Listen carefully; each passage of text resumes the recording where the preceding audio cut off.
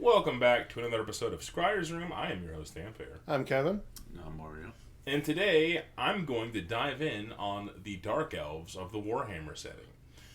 So, we have seen that you guys really enjoy our lore videos and the deep dives that we've been going on to, and so we're going to see if we can't give you a few more a little bit more structured content than our more scattered stuff. Don't worry, I'll still be interrupting and telling people their wife's dinner is shit. Awesome. Also, specifically, this is not 40K. Yeah, this is Warhammer Fantasy, right? Yes, we definitely should clarify. This is Warhammer Fantasy Battles, a setting that I am intimately familiar with. I first got into Warhammer back when I was about, I want to say 10. Yeah, you were a youth. I was a little baby boy. It was in the local mall. There was a Games Workshop, and I saw the sick, nasty Druchii fighting the Ultramarines. And I was like, wow, this is super sick. And the guy at the store was like, yeah, it is sick. Do you want to play? And I was like, okay, sure. And he showed me. And I've been addicted ever since. Right. To Plastic Crack. Yes. So, you were trying to get me to play for years. Yeah, it's the first one's free kind of deal. It's one of those situations where it's almost like it really is like such a commitment and an investment for a lifestyle as a hobby that I do try to push it on people sparingly. I got Brody into it, and I remember just basically I would just talk about the lore and the minis and my knowledge about the product ranges, and eventually he just kind of got into it and he really enjoys it. He played Druchii, and it's funny, Emperor's Children just dropped recently, and he got those, and that was one of the other armies he had originally asked about when he was getting into it, and he asked me, should I do Druchii or Emperor's Children, and I pushed him towards Druchii because their mini range was relatively recent. A lot of their stuff, they had a huge range refresh in 5th edition, and then they had more stuff in 6th, and then at the end of 8th, I believe they got some stuff. Whereas, Emperor's Children haven't seen any support since, I want to say, the early 2000s. They've been it's been dry. So, they've been due for a refresh. So, it's okay, just wait till they get the new shit and then play that. And then he did, and he loves it, so that's been cool. Brody's also made a bunch of different... He posts some of the models that he builds in the Discord. He does a lot of the funnier ones I've seen. Oh yeah, he recently made an orc Emperor's Children stand-in for one of the leader characters. That was very, very cute. So I'm going to start off with the origins, some prelude here for the Warhammer Fantasy setting. It's currently called Maulus, the planet. They refer to it as Maulus in recent revelations. Another revelation that was recently revealed to me is that the end times is the true canon of how the stuff ends going into Age of Sigmar, right? Which is a separate game system / universe. But the Storm of Chaos stuff, there was a campaign supplement that was the end times if the end times wasn't the end times. And I didn't realize they didn't. The end times happened instead of the Storm of Chaos. That was they basically replaced that campaign supplement, the events of that, with the end times. I didn't realize it was a replacement. I thought this was a continuation of events. No, the end times is if Archeon won that struggle, basically. So I didn't realize that was the case. So there's a divergent timeline? There are 8 divergent timelines. Okay. I did not realize how many. There's one divergent timeline that goes another 100 years past where the end times is. And, a lot of the problems still persist, but, some, guy travels into the future and is wow, this is crazy. And, a lot of the Green Knight stuff involves time travel and, divergent timelines. So, there's constant reference to multiple timelines in the Warhammer Fantasy Battles universe. Imagine being the guy who was thrown into the future, Samurai Jack style, into the 100 years after the end times timeline. And then, you come back, and then it's the end times, and you're assuring everyone, no, guys, I've been to the future. This will be bad. Yeah, obviously. Yeah, it's gonna get bad, but, the sun's still gonna rise, guys. And then the world does end, and you look like the biggest asshole in the world. What a piece of shit. So that was fascinating to find out. And then a lot of it, honestly, probably boils down to actual just continuity errors with them not coordinating between projects. Classic. So they just say again, classic is fuck it, they're both canon. Fuck you, different timeline. And then there are some that are more deliberate, video game stuff, the MMO Warhammer Age of Reckoning, that is also a diversion timeline where the Storm of Chaos never happened. The big chaos invasion of that universe is what the MMO is about. That's like Malekith does his little plan to work with the Tzeentch guy. Like Archaon doesn't show up. This Tzeentch guy does. The leader of the Chaos faction is the guy that shows up instead. So yeah, that's technically its own timeline. So that was cool to find out. But yeah, as far as the core timeline here, the main one, the old ones arrived to the planet Mollis, and they seeded the world with life, created advanced intelligent life. And one of the first ones they did was the elves, and they made them to be very attuned with magic. That was their main goal of making them. I want to say second was dwarves, and they made them to basically be the opposite. Your magic is bad with you, and then they made humans and ogres and stuff to be kind of like a middleman. I think humans, ogres, and halflings. I'm not sure who else they made beyond that. Probably a few other things. That's really funny because, frankly, in almost all conversations about Warhammer, ogres and halflings do not get brought up. Yeah. That is hilarious. They were one of the first in all creation. They didn't amount to much, though. Mostly some big guys and some little guys. I want to say some more says ogres were created to help in the war against chaos, but I don't know if that's correct. But speaking of that, so yeah, the old ones made these races to kind of do cool stuff on the planet. The old ones being the primordial race in pretty much every Warhammer setting. Yeah, they're implied to be basically the same thing in 40k and in fantasy, but they are separate universes. But they have a lot of similar themes, and there's a lot of overlap. The winds of magic come from the realm of chaos, which is just the warp. Right. So it's magic and sorcery are kind of inherently linked in that sense. Sorcery within 40k. Is. But yeah, so yeah, things are pretty cool and things are pretty great. And then the polar gates at the north and south poles that the old ones used to do space shenanigans collapsed. And just let the realm of chaos in, and demons just started oh, look at this ripe young world to be eaten. And so demons just flooded in there. And the old ones said, deuces, we know how this ends. Yep. And they just fucked off. And sorry, cave elves.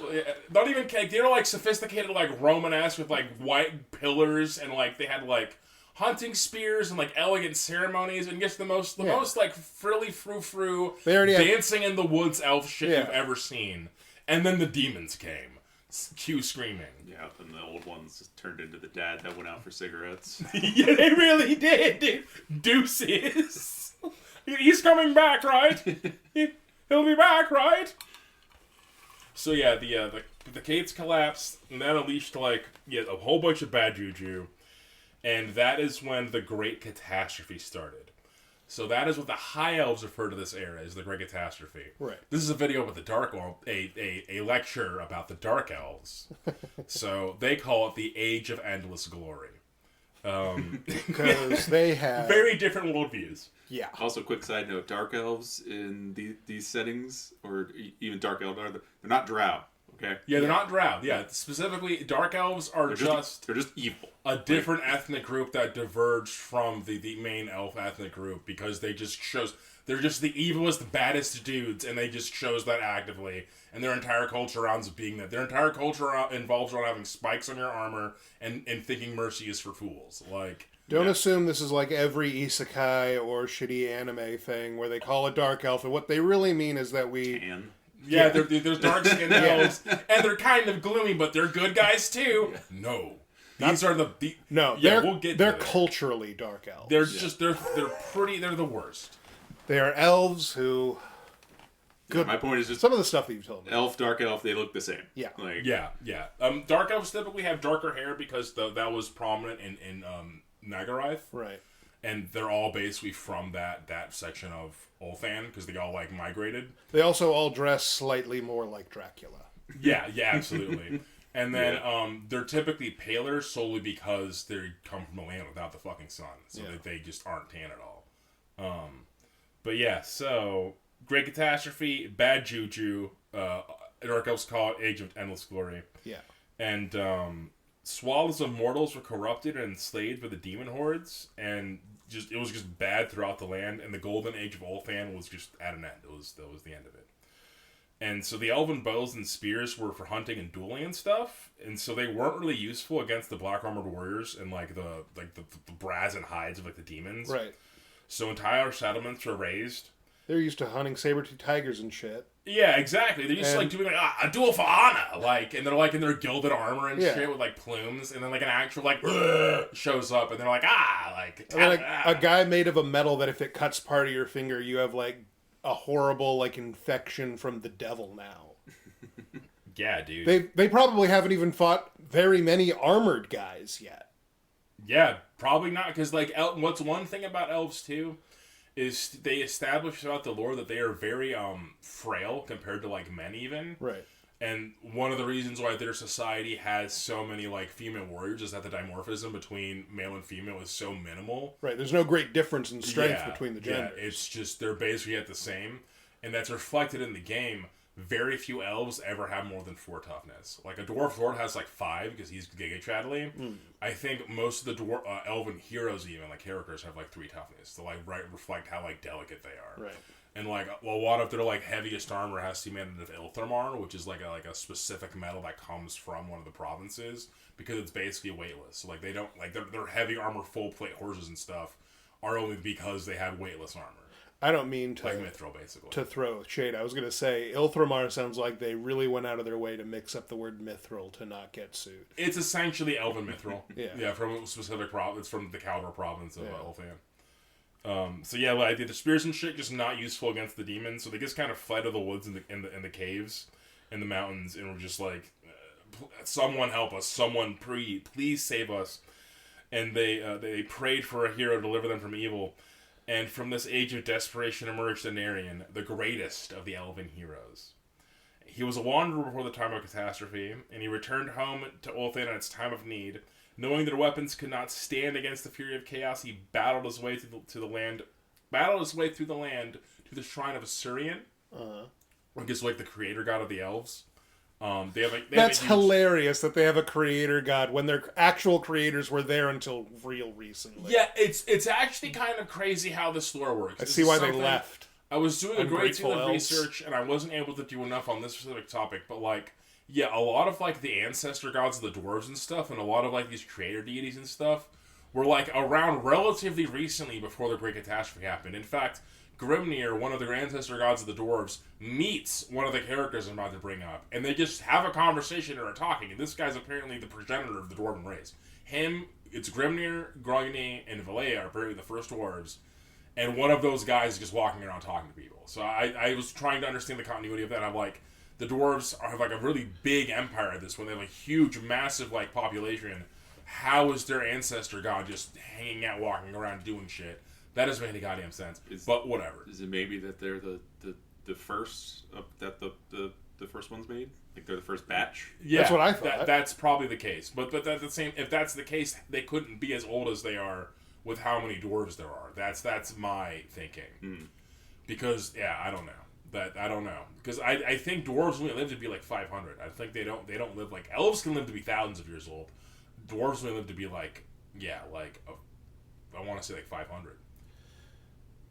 So the cosmology's not perfect, but it's an old IP. It's been going on for a while. There are some things to be desired, but yeah. And also in this, because conversely to 40k, Slaanesh has just always been around, right?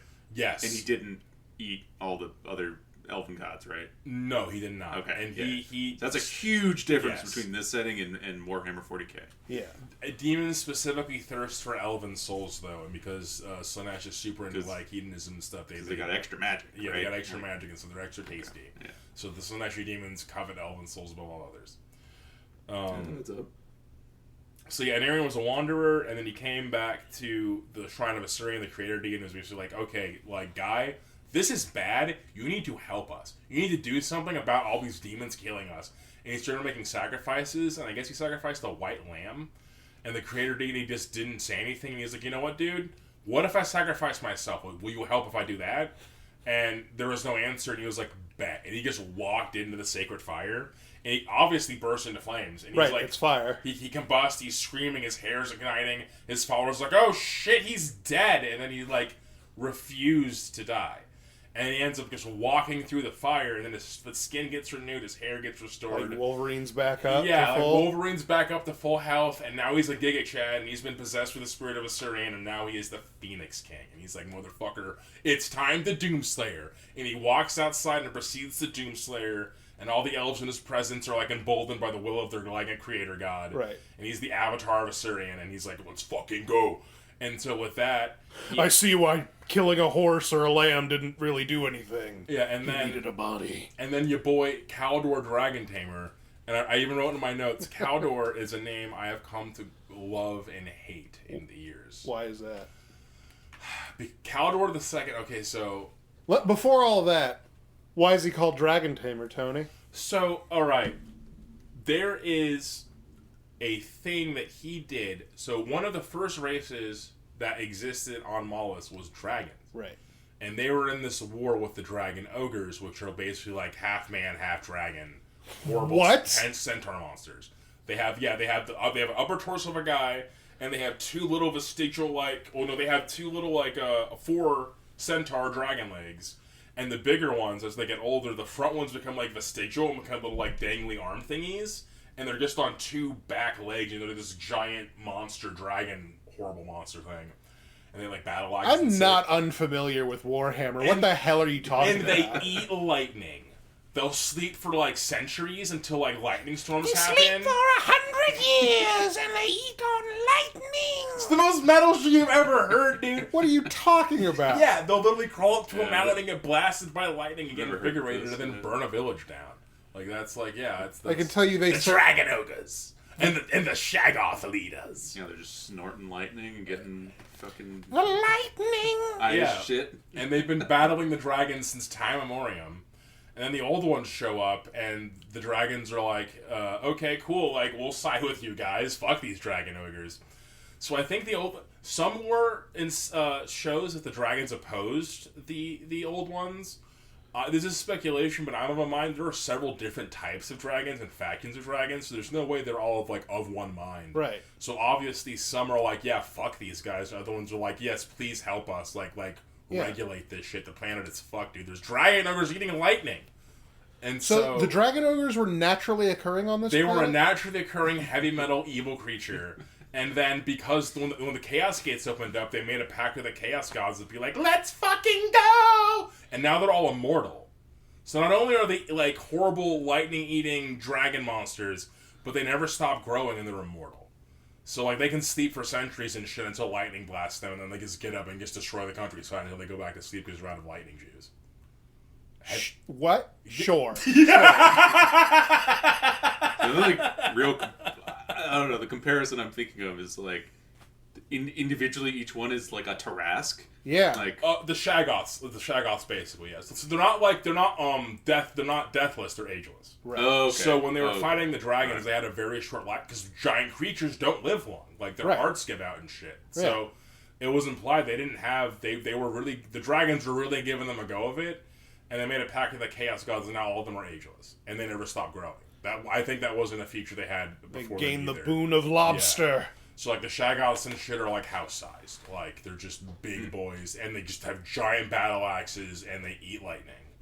So this is me being a nerd. The eat lightning thing gets me because it's just like why? Metal. My pitch has become that they are the same race as dragons that have diverged, like Homo sapiens and Neanderthals. And my evidence of this is that they have these 6 limbs like dragons. Dragons just one of those pairs of limbs turned into wings. Whereas they become vestigial. Mm-hmm. I could see them being the same race. And then you said they eat lightning. Yep. And dragons, I've only read of like 1 or 2 dragons in Warhammer. I recall them eating food mostly. Yeah, they do eat food.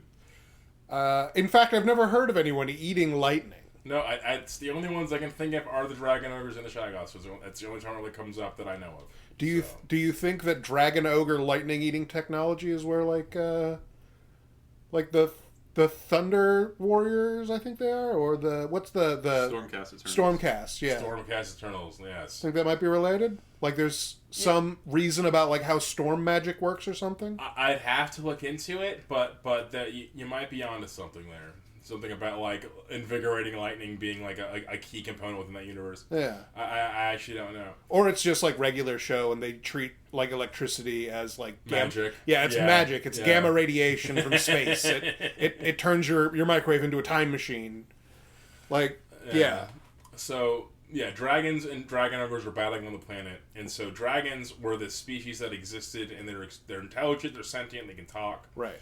And... mostly eat food. There were a bunch that lived on the Dragon of Ulthan, and that's the island that the elves lived on. Right. And this guy, Caledor Dragontamer, one of the most powerful wizards of the era, basically walked up to the dragons and made a dragon Wi-Fi, and was like, alright, guys, for the sake of mutual defense, we need to be of one mind so that when those fucking demons come, we can, like, defeat them. Right. So I'm going to put us on a dragon Wi-Fi, and me and my baddest dudes are going to ride you guys around, and I'm going to, like, doom blast them with my magic while you eat them with your teeth. And they're like, bet, Caledor, you're kind of the coolest. And so he's the tamer, and that's in quotes, but really what he did was make, like, a symbiosis between the elves of Caledor and the dragons of Ulthan. So that they could do the Futurama move where Hermes takes over the... I think it's one of the movies where, like, they have, like, a big fleet, and Hermes' bureaucrat mind organizes them into a perfect killing force. Yeah, God bless. That's so good.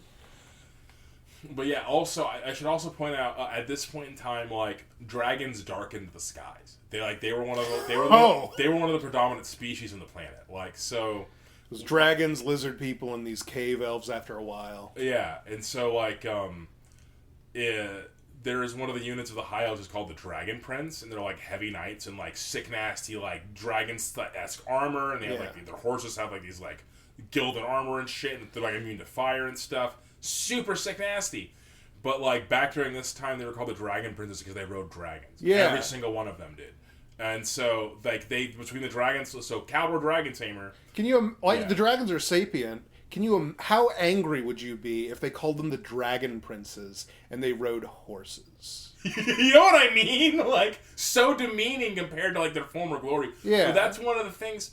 I forget exactly what the term they call it is, but it's seen in a lot of Tolkienian fantasy of this sense of, like longing of, like, the past glories and just being gone, like, decay. And magic was once great in this world, Yeah, and Warhammer loves to capture that, too, of, like, look at how crazy and sick nasty this was, and look at what it's degraded to. Game of Thrones, like, made its bank off of the implication. Yeah, exactly. Very similar. Which House of the Dragon comes from. Like, the dragon's slowly fading in glory.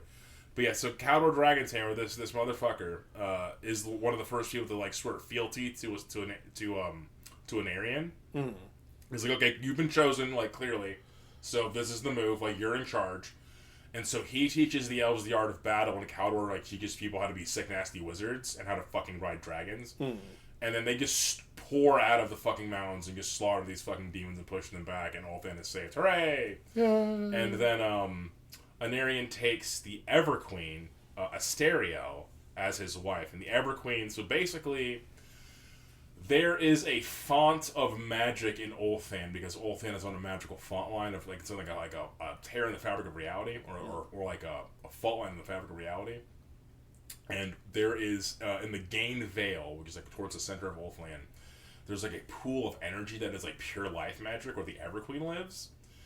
And the true Everqueen, which is basically like this like aspect gestalt like entity of pure life magic. Mm. And the Everqueen basically makes like a pact with that thing and like kind of like takes on this mantle and is the guardian of the elven people. And so she is like basically the true high elven matriarch. Like that is like the queen of the elves is the Everqueen. And then Aenarion becomes the Phoenix King, and that is like the leader of the elves. There's like the cultural, like maiden, loving, nurturing Everqueen, and the warrior, stalwart, stoic, courageous Phoenix King. Yeah. And that's their thing. And they have two children, Yvraine and Moralion, and things are good, and the demons come back, and they beat them back. But then this goes on for about 30 years of just constant, like, the demons come back, they just keep coming back, and we're losing elves, and we keep losing dudes every single time. Right, no one's closed the portals to hell. Yeah, no one's closed the portals to hell. Exactly. and Caledor is like, and eventually they're fighting, and Caledor's like, okay, I got to go on an expedition. I got to figure out what the fuck's going on. I got to close this shit. And so he goes on an expedition. They actually get blown off course, and they land in the old world, like where like the Empire would one day become. And the dwarves were like chasing some like beastmen or something like down the hill, and Grimnir was leading them. And they encounter a Caledor and his guys, and at first they're looking at each other with like they called it respectful mistrust of like, those guys look pretty strong. Yeah, we're pretty strong though. Do they want to talk? Can we talk? And then they just kind of like looking at each other trying to figure out. And they see beastmen. They're like, kill! And then they kill the beastmen naturally. And they realize they're on the same team. And so they beat up they destroy all the beastmen. Not really important, but are beastmen always evil? Basically, yes. Okay. So okay. Answer is no. Be like, that's real racist. I'm gonna say answer is no, and now it is real racist. So most of the beastmen in the West are demonized by the people there, and therefore are driven to evil. Like it's a foregone conclusion just because of the nature of how they became beastmen and the nature of like the powers that be. In the East, there are ethnic groups of beastmen that are like stabilized like peoples. In Cathay, there are the Tiger Men, there are the Crow Men, I think there are Monkey People. And then there are a few others, and those are like, because it's Cathay, they have a dragon emperor. As long as you're a good servant, I don't give a shit who you are. Okay. So yeah, there are like sanctioned beastmen in Cathay. I mean, Cathay, like a lot of their lore was only done through like the game recently, right? Yes, a lot of it was fleshed out during Total War Warhammer 3, and like and now they're actually coming to the tabletop for the first time in the old world, which is super exciting. But yeah, a lot of their units in the game, they have like Crowmen now, and I think speculation and a rumor has it that one of the DLC characters will be the Monkey King, and then we'll probably see either his monkey guys, and then probably also Tiger Men, because they had the village of the Tiger Men as one of the totally provinces. just not Sun Wukong. Yeah, exactly, 100%. Low hanging fruit, easy money. Yeah. So the thing that I want to ask, so like Beastmen is like a great like umbrella term. But, like, the Lizardmen aren't a kind of Beastman. No. They're their own thing. Conceivably, these Monkey Men could also be their own thing. Because Beastmen are specifically, like, corrupted by chaos. Yes. So when we refer to Beastmen, because, yeah, and that's exactly the case with Western Beastmen, is that typically what we're talking about is someone who's been so horribly mutated that they have taken aspects of a monster. Yeah. And typically in the literature and lore and stuff, they're much more grotesque and unstable because of it. Like, they're, like, mentally unstable. Yeah. Whereas these guys have, like, their ancestors were, like, lightly mutated, and then that's just been the case. Yeah, now they have a genetic trait rather than a horrible, like, radiation burns. Yeah, they're not insane. Poor eyes. And, Their soul isn't being eaten by a demon as their flesh is corrupted. Yeah. Like, none of that's happening. Okay. It's just a stable mutation. Yeah, it's a stable. That's how I've come to understand it. Okay. Whereas, like, the Beastmen in the West are mostly just horrible grotesque mutant people. And so they slaughter those guys. Yeah, you gotta get rid of them. You gotta get rid of them. They eat people, and, like, they're not cool. Yeah, they eat people. Yeah, they eat people, and they summon demons. And they work with the demons. And so they beat them up, and then Grimnir tells him, the gates up north, they collapsed, and the demons, they're just pouring out of there, man. There's not sure we can do about it. We're just in our holds. I'm just checking out what's going on down here. And then Caledor's like, oh, shit. Like, dude, thanks for the fucking intel, bro. And they swap gifts. Caledor gives him the Frozen Flame. And Grimnir gives him a runic amulet of great power. I wasn't able to find the specifics on that. But yeah, they exchange gifts. And Take this, the lore won't mention it. Yeah. Yeah, basically. And so Caledor comes back with that news and is like, Aenarion, bro, like, we have to fucking act on this, man. This is fucking crazy. A great gift, which will ensure that elves and dwarves remain completely on the same side forever and foreafter. And no one will ever betray anyone and go to war for thousands of years. Yeah, exactly, right? So we need to do something about this. Yeah, we need to do something about it. So, like... Sorry, drawing brain farts. I know, I interrupted. I can't help myself. It is what it is. I wish I had the presence of mind to jump back. But no, we got it. So like, at what point do the Slan get involved? Slan. The Slan are not involved. they are working in their own ways to like stabilize the gates. Yeah, because they're usually involved in all the like. They're probably working on worldwide- the south. Yeah, but Like the the South problems, Pole. right? I don't know the specifics as far as like when the Great Catastrophe is happening, but I know that a lot of the temple cities did fall, and they were trying to preserve the old ones' plans in the temple cities above all else, Okay.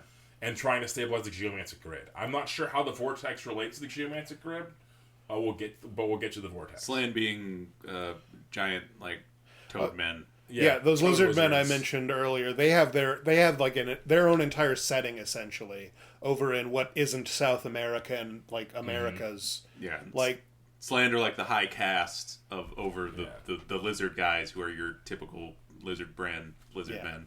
Yeah, so Caledor goes back to Aenarion, tells him, bro, you gotta do something about this. I have a plan. I want to make a big ass vortex and succulate all of this extra magic into it so that there's just a regular amount of magic and all these demons fuck off. And Aenarion's like, unnecessary move. Like, this is a council of despair. You are hysterical, brother. Like, and he just wasn't about it. In Aenarion's mind, they could just keep fighting, like, and they could win eventually, like, or at least they could prolong the inevitable for more time. I'm not sure what his thinking was, but he was basically going to say no. Well, how hip are they to chaos?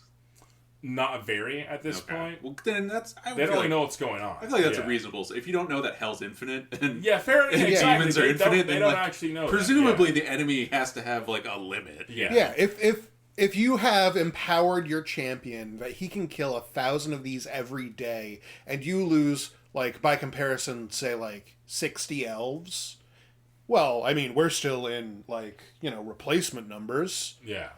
But by this logic, we can keep this fight going forever. Surely they can't. I don't know. Yeah. Elves. It sounds like diminishing returns for elves. They breed real slow, right? They do, and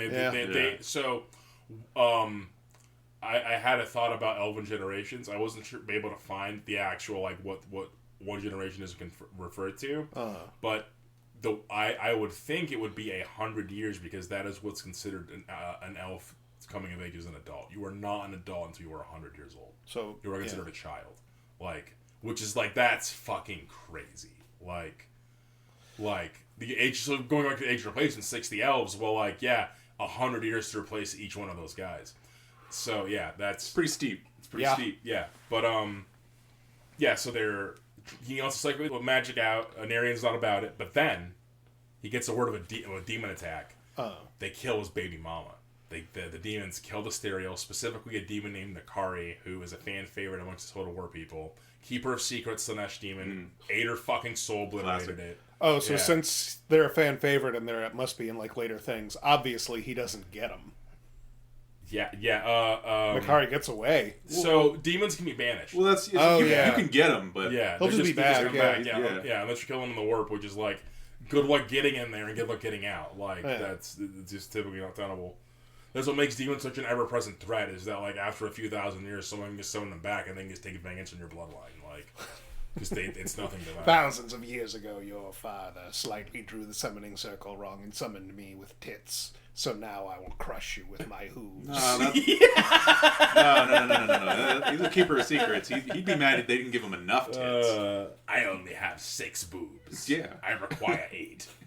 All of the drawings that I told the seers to draw had Only me with one penis? 8 to 10 breasts and a cornucopia of other genitals. God bless. So he kills his baby mama, eats her, and his children nowhere to be found. Oh no. Bad news. Bad news. And so Aenarion, fucking angry, goes crazy. Yeah. And it's like, you know what? I'm going to go the Blighted Ion. I'm going to draw the Sword of Khaine. So the Sword of Khaine is a shard of one of the swords Vol, the Elven Smith god, forged for Caleb Khaine, the god of war, murder, and just death. Right. Like, Khaine is like the pretty good chicken fingers. I'm not gonna say he's the evilest elven deity, but he's up there. He's literally like specifically the god of murder, like unjust killing, like not just killing people, not war, murder. Yeah, he's the least chill. He's the least Elven god. no chill whatsoever. Screaming, angry, burning man. And he goes to draw the Sword of Khaine, and Caledor's like, "Motherfucker, don't you fucking do that." bad things are going to happen if you do that. And he gives them a prophecy.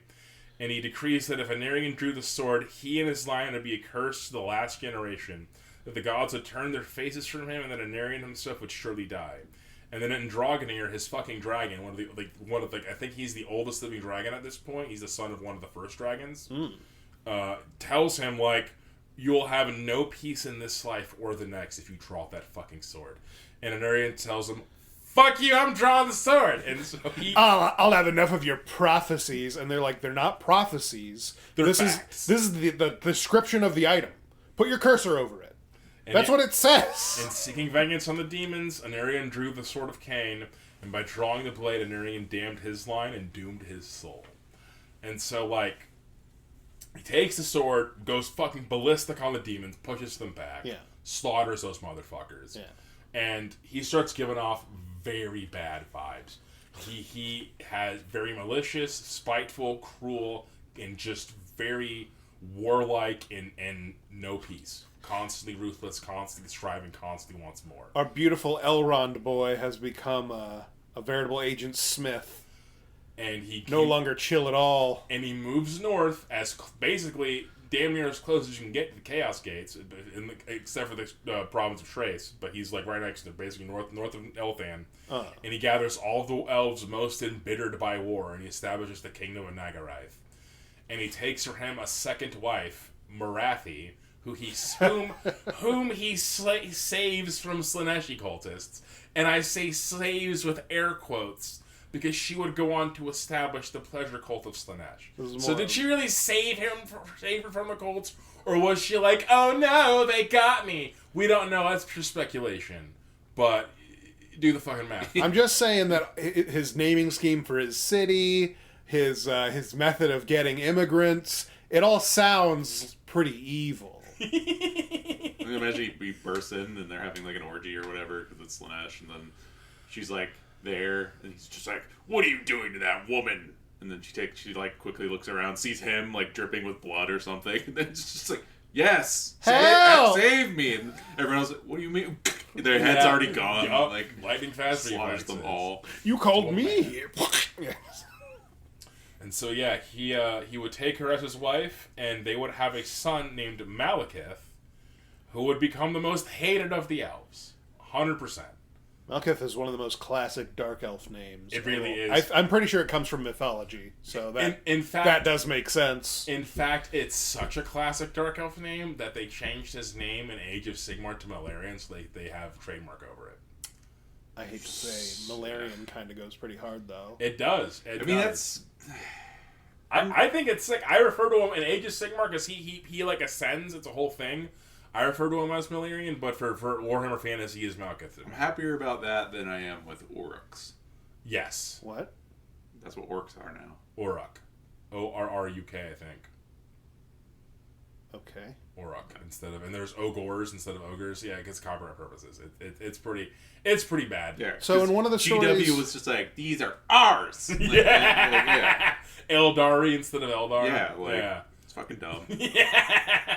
It's like, fine, who man. was stealing your shit, bro? I don't know, man. Like, they gotta do what they gotta do.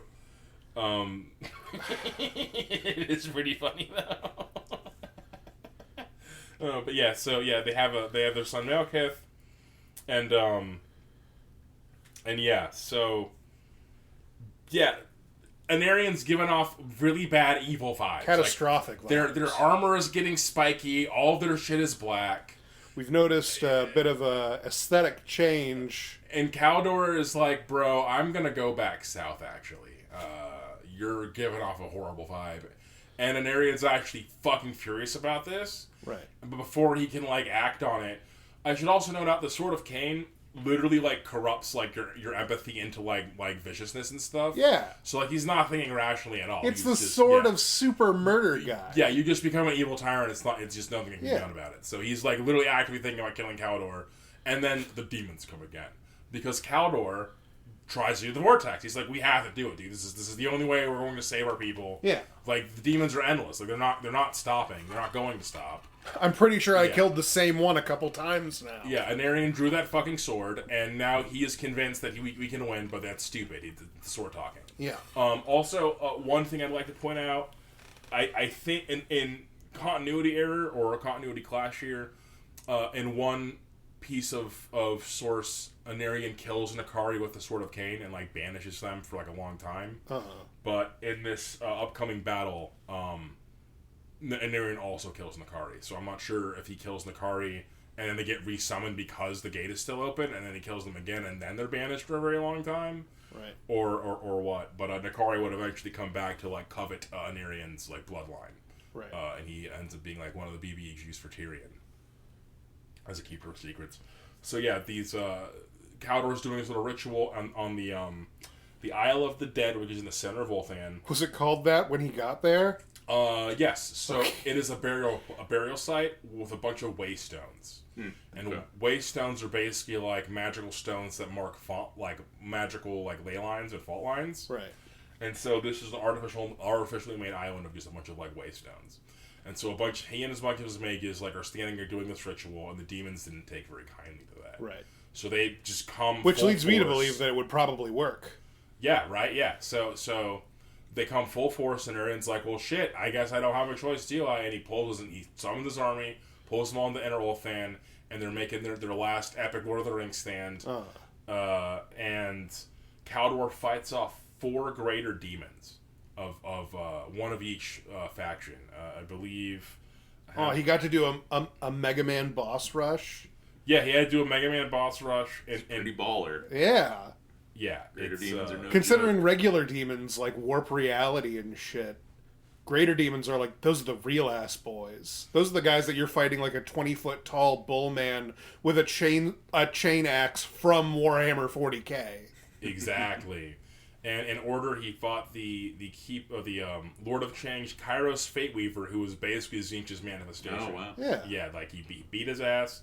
Then he beat Nakari. It's the like two-headed one, right? Yeah, the two-headed one. Yeah. One head only sees the past, one head only sees the future. They're both crazy. Yeah, it's fucking sick. And yeah, Nakari, like I said, again, question mark. And then Throttle Gurgle Spew, which is like a great name. And then Hargrim Dreadaxe. Both of those ones are like, I don't know if they have any history or stories about them. I'm not familiar with their shenanigans. But Kairos and Nakari are both big dicks. What was the Nurgle one again? Throttle Gurgle Spew. Throttle isn't a name. Yeah, it is now. Gurgle Spew. Yeah, whatever. I'm not a fan of I get like fantasy names. You put like 2 words together and it makes like, oh, he is the Bright Axe. You know, like all of that shit's fine. But Throttle. He's not a motorcycle. That's the name for a Transformer. It literally is a Transformer name. Throttle is 100% a Transformer. You're not a Decepticon. Well, I presume it's because he throttles people, beat him up. Yeah, with his giant mask. And then he gurgle spews on him. Yeah. He spewed on Aenarion. I think that was part of the story. I'm surprised. He spewed on Aenarion. He like covered him in like bile. That's his move, I bet. Mm-hmm. But Aenarion, I don't know if I mentioned Aenarion rides like a sick, nasty fucking dragon named Dragontamer. And he's so they're always fighting. He has a Sword of Khaine, this magical demon sword, on this fucking sick, nasty white dragon flying around battling greater demons. Yeah. The dragon, of course, is very much like, I'm sorry, I know he's mean now. I told him. I would say, of the things Warhammer does differently from Lord of the Rings, my favorite is their approach on dragons. Instead of Smaug being just kind of an asshole that they had to kill, dragons are like, yes, elves, let us ride together to fight the demons. Like, that's so much more sick, nasty. Like, well, one of the only stories... Dragons are specifically evil in Lord of the Rings because they were made by Melkor and Morgoth. They were made by the Superdove. So like he specifically made them to be like giant evil lizards. Whereas the serpent you have to slay, good Christian morals. Like they can't be good guys. The only like dragon that I have memory of like reading about in Warhammer, like you get to see a little bit. It's from Gotrek and Felix, and you hear a little bit from his like perspective, and all of his thoughts are like, "I hate humans so much. They're so annoying. They love to steal from me. Oh, and just because I do things like steal from them constantly and eat them. Yeah, it's so good. It's so good. They're so petty and capricious. They're just the hate. He's the haterest hater I've ever read. I loved him. Yeah, it's good. Good comms. But yeah, so he beats up those demons, and then the vortex is successful. It's draining out the magic, and the demons are being banished. Hooray! But Aenarion is mortally wounded, and so is the Dragontamer in this battle. And the last thing they do is they fly back to the Blighted Isle, and he returns the Sword of Khaine to its shrine, stabbing it deep so that no other hand may draw it. And then he dies upon the shrine. And Aenarion has put an end to the great catastrophe. Oh, hooray, hooray! No, he didn't. Fucking Caledor did, yeah. Exactly. Okay, so and we're gonna get to that point. I mean, right? He fought off a bunch of that helped. But Caledor did a lot of the heavy lifting. He objectively, that move will save the world. So in the wake of that Age of Strife, the fucking elves conferred to pick a new leader because they didn't have an Everqueen or a Phoenix King. Right. Okay, we don't have any actual leadership. Both of them, technically, their souls are lost forever. Yeah. We have no unity with the elves. And obviously your girl Marathi was like, my son, Malekith, should be the new Phoenix King. His dad was the Phoenix King. You're all daft if you don't agree with me. And then a voice arises their concern. Caledor's son, I think his name was Menieth. Right. And he is like, well... Deserving Justios. Yeah, it's cool that, your dad did that, and Aenarion was the great hero and a great warrior, and if this was a time of war, I would gladly follow him again. But we're trying to go back to a time of peace. So during this council, all the Nagarathi are dressed like Dark Elves. They're in spiked armor with fucking scars and shit, and they have swords. And all the other elves are dressed in robes and the color of white, which is the color of mourning for them. It looks like Lord of the Rings got invaded by a BDSM group. Yeah. And so the vibe is just completely off. Full skull mask pain. It's just you think we can't preside over peace? Because of the skulls? All of them are ethnically Saurons. And so Wait, didn't he have two other kids? No, he had Morlon and Yvraine. Yeah. So we'll get to them. So thank you for touching on that. Nakari did not kill them. So part of the Everqueen being this font of life and this naturing spirit, the Gain Veil is a source of one of the world roots. The world roots being the roots of the Tree of Aegis in Atholloran, which is the oldest forest in the world. And so the forest spirits, which spirits are kind of like demons, but they're not innately evil, but they are naturally innately. If you had a weapon that killed demons, it would be extremely effective against spirits. Right. But they are not demons. So of these forest spirits, these sentient energy things, live in Atholloran, and there are a whole bunch of spirits in the woods. And Atholloran detests mortals. They don't want anyone to be in there. But Durthu, one of the first treemen, and one of the oldest treemen, was like, I think mortals pretty fucking cool. Yeah. So he used the world route to go to the Gain Veil, and he's hanging out with the elves, and the elves are just frolicking, doing graceful gazelle elf shit. Yeah. And he's like, this is great, look at these guys, they're fucking cool.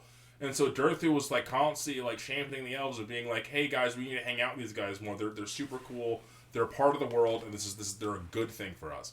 And almost every other treeman was like, you're fucking stupid, Durthu, keep them out of our fucking woods. And he's like, oh bro, you're calm down. And so the great catastrophe happens. Right. Oh no, horrible things are happening. Atholloran is burning, it's being destroyed. Durthu's over in fucking Ulthan just trying to defend the groves. The Kari shows up to eat fucking Aenarion's babies, and Astario's like, Durthu, we're best buds, I know it's illegal, you have to take my babies to Atholloran so they don't get eaten by the Kari. And he's like, oh, I can't do that. They're gonna be real angry. They're gonna be real angry if I do that. And she's like, you have to, man. You know what? I promise you, my people will make good on this. If you do this for me, we'll make good on this. And everybody's like, okay, you have to promise me they're gonna make good on this. And then they basically dap on it, and then swear on your soul. And she looks over her shoulder to the demon, the soul eating that's sucking souls out of people. She turns back to him. I swear. Yeah. So she swears on her soul, her now forfeit soul, to Durthu, and he tree steps through into Atholloran. And so they're just two elf babies and a bunch of, like, tree beards just glaring down at them. And they're like, Durthu, what the fuck have you done? And he's like, now hold on! Hear me out! Like, and so they have a council, and I think it's Cotadil is one of the other, like, ancient, like, one of the first tree men. And he's, we gotta kill these motherfuckers, like, crush their fucking bones. You probably don't even have to do that. They're babies. They're just, I mean, anything, they can just starve them, it doesn't matter. Just be trees around them, and they'll just die in the forest like every other, like, Hansel and Gretel that gets left out there. And I'm drawing blanks on his name. I want to say it's Adnu, but there's another tree man ancient, and he's basically, like, the big head one. He's one of the other big shots. And he's, like, okay, let's hear you out, Durthu. And Durthu eventually convinces them that they're allowed to stay in this grove if they're put under Cinderella sleep. Or Sleeping Beauty sleep. They're not allowed to wake up. They have to sleep until they're sent back when it's safe. They're not allowed to... They cannot taint this place with their fucking presence. And they're like, yeah, we can live with that. That's a pretty good compromise to killing them. But I would mind you, Cotadel, seething. Fucking furious. So many of the tree spirits hate mortals. They fucking hate them. It's touched upon by a dryad called Drika later. We'll go into her in a later video. But so those babies are in ever sleep in the woods. So Morathi, fucking arrogant, I used to be queen, comes up and says, who other than my son deserves to be Phoenix King? Yeah. Caledor makes a pit. Yeah, Aenarion did a lot of cool stuff, but my fucking dad is the one who made the Vortex, so I at least have a claim in this. Yeah. Or at very least, I don't think you played your part, I played mine. What makes your part bigger than mine kind of deal? Yeah. Why are you named the Phoenix King? And Morathi's kind of like, bitch motherfucker, what are you talking about? Frankly. And then, go ahead. He has a much better claim to it. Everyone else went to find god powers, and then they lost. That they did. And he had the only solution. That they did. So another voice gets cast out. This guy Belshazzar of the province of Terranok, and he says, I have been chosen. And they're like, Morathi's like, what the fuck does that even mean, motherfucker? Who is that guy? Yeah, who are you? Who are you? This is a closed meeting, sir. Yeah, what the fuck, the adults are talking. Who the fuck are you? And then Yvraine shows up, and she's like, yep, I've been sleeping in the tree land to be preserved away from the Nagarothi because you guys are like, look at you! You're ethnically evil! You're all wearing spiked armor! Like, why are you even here? Because of the skulls?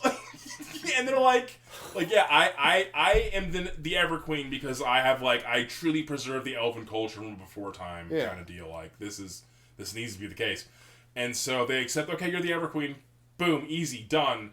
But we're still not going to make Mal... And no, yeah. So she's like, and I've chosen Belshazzar as the Everking, or as the Phoenix King. And Morathi's like, no, I'm going to Doom Blast you. And she actually picks up her staff to smite them. And Malekith's like, mother, no! And he, like, rushes over to her. Meeting. And he has to calm his mom down and, like, stroke her face so she doesn't just Doom Blast them because she's a powerful wizard. Right. She's losing her Darth Vader temper. Yeah, it was such... Yeah, the Town of Lycan's books are a treat. So, yeah, she's with the Doom Blast these fuckers, and he calms her down. And he's like, all right, look. I'm not going to be a tyrant. I'm not going to force my will upon you people. If you truly think that you want a different Phoenix King because this is a time of peace, I can respect that. Yeah. All I ask is that you put my name into consideration. Yeah. And they're like, okay, that's completely fair and civil of you, Malekith. Understood. If we're gonna have if we're gonna elect our king, I deserve to be on the ballot. Yeah, and then a lot of the princes are like, yeah, that's a super reasonable guy. That's a completely reasonable point. Should have opened with that. And they end up electing Belshazzar, and Malekith's like, if that is the will of the High Elven people, that is the will of the High Elven people, and he's the first to kneel. And Morathi seething in the corner. How dare they? Her jaw hasn't left the ground in hours. Yeah. I was imagining, like... She said, my son should be king, and then, like, 5 other guys was like, no, me! No, me! No, me! And then her son makes the best point, and then still loses. To some guy! To some guy! Yeah, to some guy. He really is the equivalent of some guy. Like, what did he do in the Great War? Who the fuck knows? Yeah. He's just some guy. Still imagining, like, when someone points out, like, look at you, like, you're clearly, like, evil, and then one of them in the back is, like, bites the head off a live bat, and it's like, you're so judgmental. Like, yeah, dude, how dare you judge our culture and our ways? I'm diabetic. I need to eat one of these every 4 hours. Need to be alive? So It would get cold otherwise. So Malekith does not attend the ceremony, but he does attend him stepping through the Phoenix Flame. Right. And so him and Marathi are watching, and they have like wizards put up like arcane words on him. And she's like, I can't engineer any fucking words to walk through the flame. This is a goddamn sham. And Malekith's like, Mom, please, just please, like, right. can you stop? And she's like, you should be phoenixing. This is bullshit. Like, and she's just seething the whole time. And then he walks through the Phoenix Flame, doesn't fucking die. She's like, okay, hooray, he did it, yay. He's the Phoenix King. And Malekith's like, I'm going home. And so he goes back to Nagaroth, or Nagarath, to rule for 255 years. And because they're elves, like they live a very long time. That's like, it sounds like such a long time. It's over two and a half centuries, but like I said earlier, that's like 2.5 elven generations. Like it's not, that's for them. That's not even that long. Like he spent like his 20s and some of his 30s doing it. Yeah, basically. Yeah, he spent his 20s and his 30s rebuilding his kingdom. Yeah. And but then he's like, okay, we're getting fat and complacent. I'm not going to be a tax collector. We're warriors. Like we're the baddest dudes. We saved the world with our military might. Why are we just sitting here like getting fat and stupid? I'm gonna go Deus Vault across the sea. Look at how thick all their spikes are. It's disgusting. Yeah, they don't have live. You need to have a spike that if somebody accidentally fell on it, it would cut clear through to the other side. Just like a nice, real thin needle, just to go right through the neck. These spikes that they have right now, you could lean on them. You'd be fine. We need good, old-fashioned spikes. Tetanus shots for everyone. All around the board. Standard issue tetanus shot for joining the Druchii's ranks. So not at this the Druchii point, yet, but they're not the Dark Elves yet, right? No, they're just the Nagarothi is one of the provinces of Ulthan, and they are just the baddest dudes who are ethnically, like, sinister.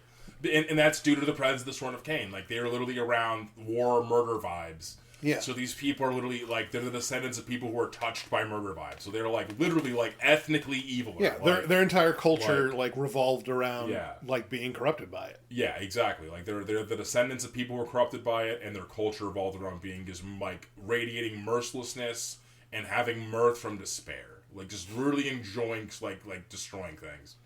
And she's a Slaaneshi cultist, is your queen. Yeah, well, she was saved by Aenarion. She was saved by the cult. I don't believe she was saved from the cult. I don't believe in X She chaos. was saved. Yeah. No one's X chaos. You know, yeah. You're either not chaos or you were touched by chaos. That's the deal. It stays with you corruptive forever. Yeah, exactly. Like once you're yeah. You don't just get abducted by the cultists and come out unscathed. Yeah. I'm fine actually. Yeah, this isn't me being like, oh, I don't accept that people can have redemption. This is like a key aspect of the setting. Of the setting. This is the setting aspect. That's why the demons are infinite. Yeah, that's why chaos always wins. Like in every one of the settings, it all falls to shit because chaos is still in some, like, battling it corrupts you and you end up falling to it. Yeah. Not always. I mean, you know, there are exceptions, obviously, but it's a core component of the setting, for sure. The world did end because of it. And the old world did end. And that's going to end tonight's episode. We're going to touch up on Malekith's journeying through the old world and his quest in the colonies on the next episode. Thank you so much for listening. If you enjoy the nature of this content, go ahead and give us a like and subscribe on YouTube. You can go and give me a follow on Blue Sky and on Instagram, and you can support us on our Patreon. With that, have a great night. Have a good night, everybody. Bye.